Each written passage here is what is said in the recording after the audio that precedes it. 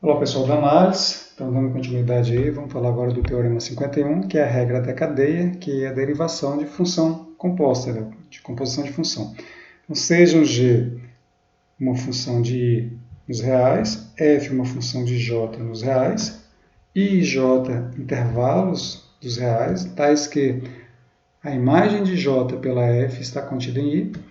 Se F for derivável em C e se G for derivável em f de C, então a função composta G composta com F ela é derivável em C e sua derivada, ou seja, a derivada da função composta F com G, em C é igual à derivada de G em f de C vezes a derivada de F em C.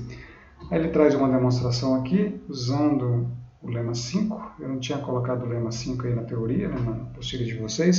Então, vamos fazer um pouquinho diferente. Tem o mesmo sentido, né, mas aqui ele faz uma construção diferente. Vamos fazer uma construção mais simples para ficar mais dentro da teoria. Então, vou apagar aqui. A gente vai fazer uma outra demonstração. Muito bem, antes de fazer a demonstração, vamos relembrar aqui o que é uma função derivável. Então, se eu estou aqui uma função h definida no intervalo i, e x0 aqui um ponto de i, então h ela é derivável em i, em x0, aliás, se o limite de h de x menos h de x0 sobre x menos x0, quando x tende a x0, que é a mesma coisa que o limite de h de x0 mais hzinho agora, menos h de x0, dividido por h, quando h tende a zero. Quando esse limite aqui existir. Quando existir, então a gente fala que esse termo aqui, né, esse limite aqui, esse valor, é a derivada de h em x0. Então, vamos voltar lá para a demonstração. Né? Então, eu tenho aqui uma função g, que vai de i nos reais, uma função f, que vai de j nos reais. A imagem do intervalo j pela f está dentro de i. Então, eu estou aqui no intervalo j. Vou pegar aqui o intervalo j. Aqui, intervalo j. Uma função f, que vai aqui nos reais, mas a imagem está toda contida aqui no domínio da função g. Então, vamos pegar aqui o domínio da função g, que é o conjunto i, e vamos pegar aqui essa parte aqui como sendo, essa parte toda aqui, né, como sendo, vou colocar aqui, esse aqui é o intervalo i, essa parte aqui, a imagem do intervalo j pela f. Então, aqui, a imagem de j pela f está contida no conjunto i. E a função g, né, que vai do intervalo i para os reais. Então, aqui,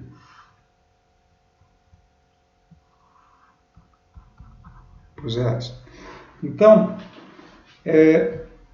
agora ele pega aqui, ó, a f ela é derivável em c, então pega um c aqui. O c é levado pela f aqui dentro do conjunto i, né, dentro desse conjunto imagem aqui, então ele é levado aqui, f de c.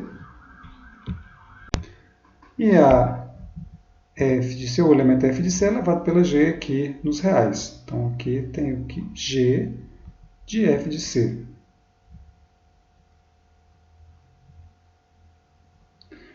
Bom, se eu usar essas duas funções aqui e levar direto aqui, eu estou fazendo uma composição. Né?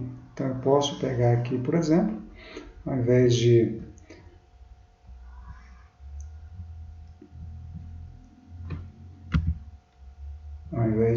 fazer de uma por uma, levar o C aqui já nesse ponto aqui, por uma composição G bola F.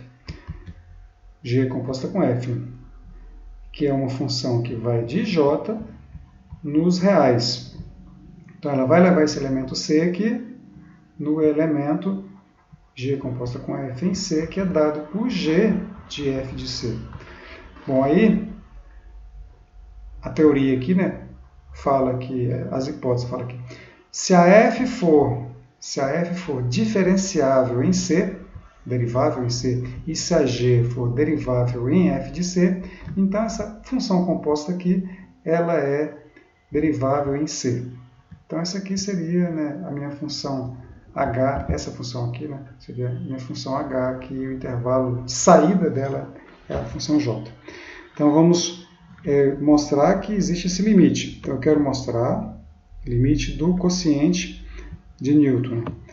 Então eu quero mostrar que a função g composta com a f, ela é derivável no ponto C. Para ela ser derivável, esse limite aqui tem que existir. Limite quando o x tende a c, então vou trocar o x0 por c, de g composta com f em x, menos g composta com f em c, dividido por x menos c. Se esse limite aqui existir, então essa função composta ela é derivável em c. E a derivada é exatamente o valor desse limite aqui que a gente vai obter. Então vamos colocar aqui as definições. Então g composta com f, isso aqui é limite, quando x tende a c, de g aplicado em f de x, menos g aplicado em f de c, dividido por x menos c. Bom, eu posso multiplicar e dividir aqui, vamos multiplicar e dividir aqui por f de x menos f de c, não vai alterar a expressão, né? Porque eu estou multiplicando por 1, então fica limite, quando x tende a c, de g de f de x menos g de f de c, dividido por x menos c. Que multiplica, agora eu vou multiplicar e dividir pelo mesmo valor, né?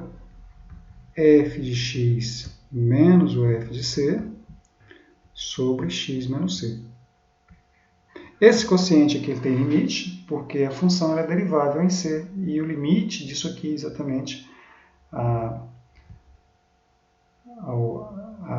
derivada de f no ponto C. Bom, então vamos lá. A minha g ela é derivável no conjunto, aqui, né? Voltando aqui, a minha g é derivável aqui no ponto f de c. Esse ponto f de c aqui é vamos pegar isso aqui como sendo que y0, porque é um valor do domínio aqui específico aqui do conjunto I, onde a g ela é definida e onde ela é derivável, né? Então se eu pego o f de c aqui como sendo esse aqui, né? Como sendo, chamando esse aqui de y0, né? Só para trocar a variável aqui, eu sei que essa função, a função g, ela é derivável nesse ponto. Então, se eu troco o f de c por y0, a minha f de c, aqui na minha f de x, vou trocar por y. Porque y igual a f de x está todo aqui dentro. Né? Então, isso aqui fica igual a limite, quando x tende a c, de g de y menos g de y0 sobre x menos c. Agora vamos fazer, aliás, isso aqui está errado, né? Estou multiplicando e dividindo pelo mesmo valor aqui. f de x menos f de c. Não altera a expressão. Né? Então, vou passar esse termo aqui para o lado de cá e vou trocar, né? F de x por y e f de c por y0. Então, isso aqui fica y menos y0. E do lado de cá, vou passar esse x menos c para lá, é uma multiplicação, né? Então, eu posso fazer isso naturalmente. Então, fica f de x menos o f de c dividido por x menos c.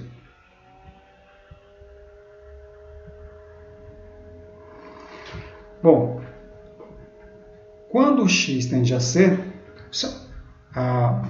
voltando aqui, estou com um x aqui, tendendo a c. Quando o x tende a c, como a função f ela é derivável em c, né? Então, se ela é derivável, ela é contínua em c. Então, x tendendo a c é equivalente a f de x tendendo a f de c. Mas f de